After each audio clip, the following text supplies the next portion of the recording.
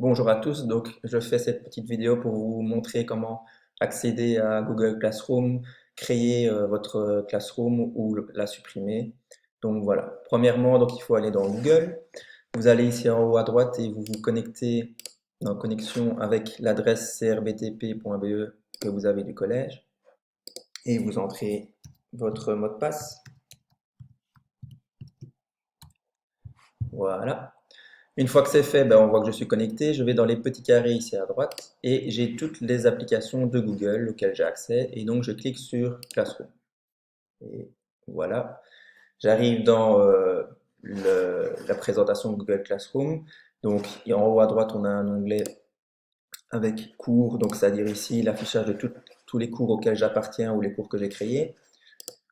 Agenda, ben, ce sera l'agenda en rapport avec toutes mes classes ou certaines classes, mais ça j'expliquerai plus tard. Et là, je peux voir la liste des classes que j'ai créées ou auxquelles j'appartiens. Donc si je reviens ici dans la page de base de Google Classroom, on voit toutes les classes auxquelles j'appartiens ou que j'ai créées. Et comment est-ce que ça fonctionne? Ben, vous allez ici en haut à droite, il y a un petit plus, et vous avez le choix entre rejoindre un cours ou créer un cours. Si je rejoins un cours, ça veut dire que le cours a déjà été créé par quelqu'un d'autre et donc ce quelqu'un d'autre devra me transmettre un code que je vais indiquer ici. Et puis je ferai rejoindre le cours et hop, j'aurai accès, comme par exemple ici, au bulletin, à la classe bulletin, qui a été créé par quelqu'un d'autre que moi. Ensuite, si moi-même je veux créer ma classe pour mon cours à moi, je fais créer un cours. Il me demande de mettre un nom, donc je vais l'appeler classe test, par exemple. La section, je donne un cours de mathématiques. L'objet, bah, c'est une petite description, donc cours de maths de 3 SS par exemple.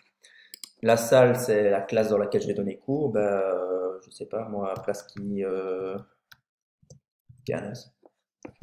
Et je fais créer. Voilà, une fois qu'il a créé la classe, ben, on accède directement à la classe telle qu'elle. Maintenant, si je reviens à l'affichage des pages, ben, on voit qu'elle est là. Et je peux, en cliquant du gauche et en maintenant le clic, la déplacer et la mettre à l'endroit où je veux pour organiser mes classes comme j'ai envie. Donc, si je retourne dessus, ben, on voit qu'elle s'appelle classe test, mathématiques. Le code du cours, ben, c'est pour si je veux donner le code à quelqu'un qui voudrait rejoindre la classe, comme j'ai expliqué tout à l'heure. Là, on aura des agendas qui vont s'afficher. Et là, on a plusieurs onglets que j'expliquerai plus tard. Je vais juste vous montrer comment rajouter des personnes dans la classe. Donc, soit on peut rajouter des enseignants, soit on peut rajouter des élèves. On rajoute les élèves ou les enseignants en leur donnant le code quand eux sont connectés à Classroom aussi, ou bien simplement en les invitant par adresse mail.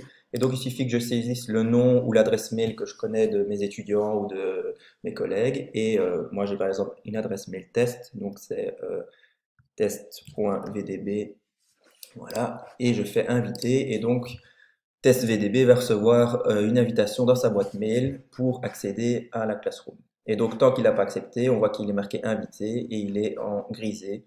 Quand il aura accepté, il sera bien en noir plus foncé et on verra qu'il fera partie de la classe. Si maintenant je veux supprimer la classe, c'est possible. Donc, je reviens ici dans cours. Et là, j'ai trois petites barres, on ne les voit pas très bien.